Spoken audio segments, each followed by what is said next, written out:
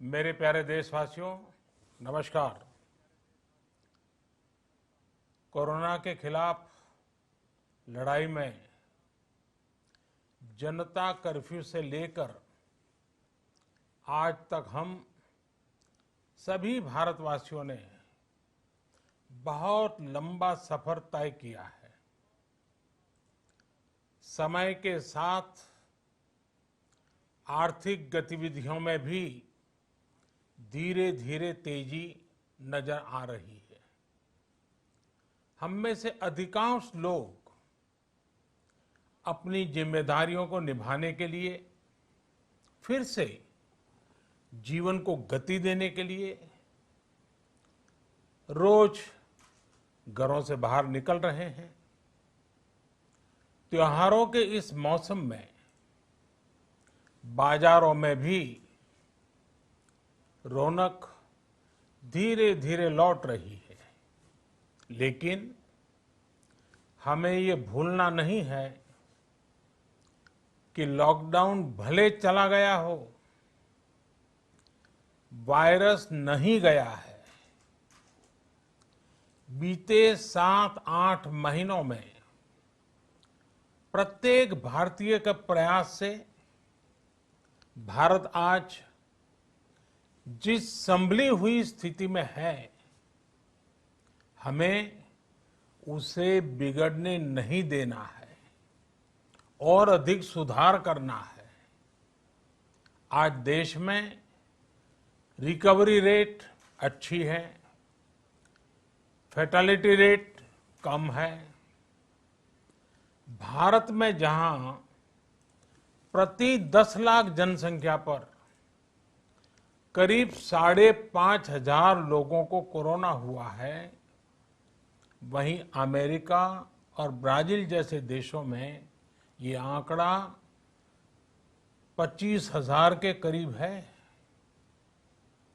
भारत में प्रति 10 लाख लोगों में मृत्यु दर 83 है, जबकि अमेरिका, ब्राजील, स्पेन, ब्रिटेन जैसे अनेक देशों में ये आंकड़ा 600 के पार है। दुनिया के साधन संपन्न देशों की तुलना में भारत अपने ज्यादा से ज्यादा नागरिकों का जीवन बचाने में सफल हो रहा है। आज हमारे देश में कोरोना मरीजों के लिए 90 लाख से ज्यादा बेड्स की सुविधा उपलब्ध है। 12,000 क्वारंटाइन सेंटर्स है। कोरोना टेस्टिंग की करीब 2,000 लैब्स काम कर रही है। देश में टेस्ट की संख्या जल्द ही 10 करोड़ के आंकड़े को पार कर जाएगी। कोविड महामारी के खिलाफ लड़ाई में टेस्ट की बढ़ती संख्या हमारी एक बड़ी ताकत रही है।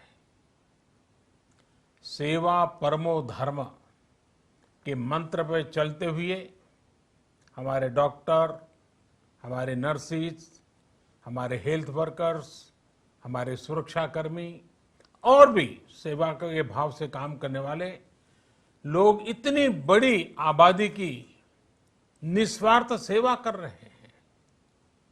इन सभी प्रयासों के बीच ये समय लापरवाह होने का नहीं है।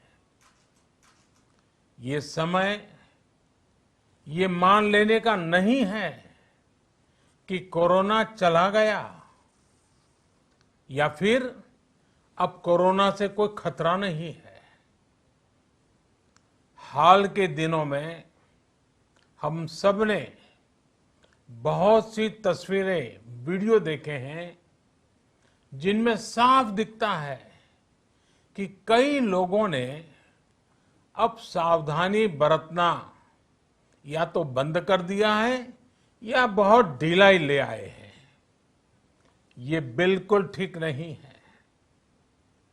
अगर आप लापरवाही बरत रहे हैं, बिना मास्क के बाहर निकल रहे हैं, तो आप अपने आप को, अपने परिवार को, अपने परिवार के बच्चों को, बुजुर्गों को उतने ही बड़े संकट में डाल रहे हैं। आप ध्यान रखिए, आज अमेरिका हो या फिर यूरोप के दूसरे देश, इन देशों में कोरोना के मामले कम हो रहे थे, लेकिन अचानक से फिर से बढ़ने लगे हैं और चिंताजनक वृद्धि हो रही है। साथियों, संत कबीरदास जी ने कहा है, पक्की खेती देख के, पक्की खेती देख के गर्व किया किसान, अजहू जोला बहुत है, अजहू जोला बहुत है, घर आवे तब जान। अर्थात कई बार हम पकी हुई फसल देखकर ही अति आत्मविश्वास से भर जाते हैं कि अब तो काम हो गया, लेकिन जब तक फसल घर न आ जाए तब तक काम पूरा नहीं मानना चाहिए। यही कबीरदास जी कह के गए हैं। यानी जब तक सफलता पूरी न मिल जाए, लापरवाही नहीं करनी चाहिए। साथियों, जब तक इस महामारी की वैक्सीन नहीं आ जाती, हमें कोरोना से अपनी लड़ाई को रत्ती भर भी कमजोर नहीं पड़ने देना है।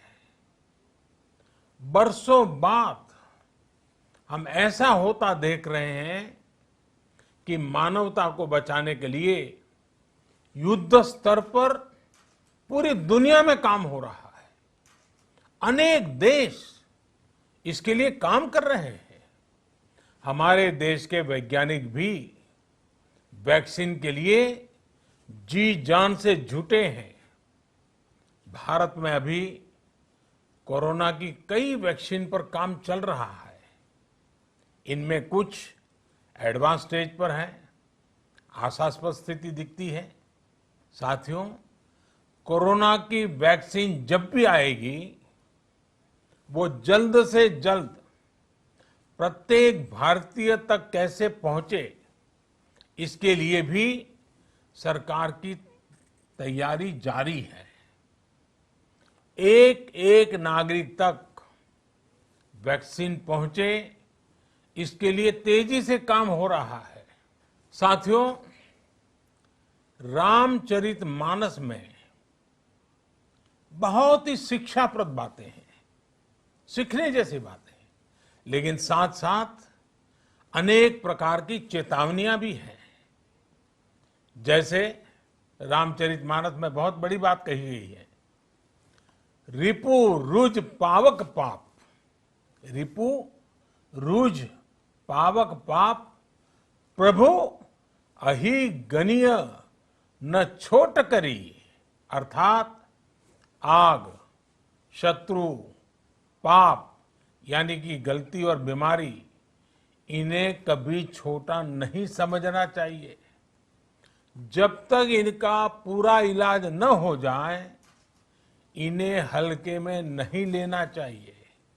इसलिए याद रखिए, जब तक दवाई नहीं, तब तक ढिलाई नहीं।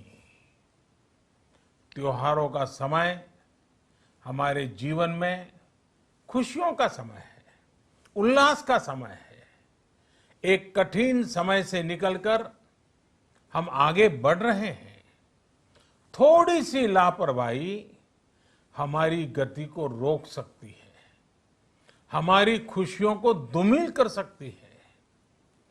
जीवन की जिम्मेदारियों को निभाना और सतर्कता, ये दोनों साथ साथ चलेंगे, तभी जीवन में खुशियां बनी रहेगी। 2 गज की दूरी, समय समय पर साबुन से हाथ धुलना और मास्क लगाना, इसका ध्यान रखिए। और मैं आप सबसे करबद्ध प्रार्थना करता हूं, आपको मैं सुरक्षित देखना चाहता हूं, आपके परिवार को सुखी देना चाहता हूं। ये त्योहार आपके जीवन में उत्साह और उमंग भरे, ऐसा वातावरण चाहता हूं। और इसलिए मैं बार बार हर देशवासी से आग्रह करता हूं।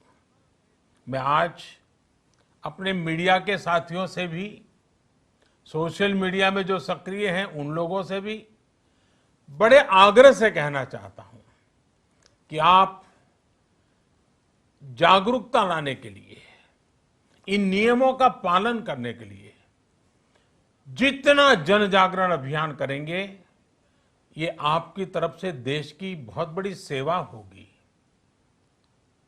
आप जरूर हमें साथ दीजिए, देश के कोटि कोटि जनों को साथ दीजिए।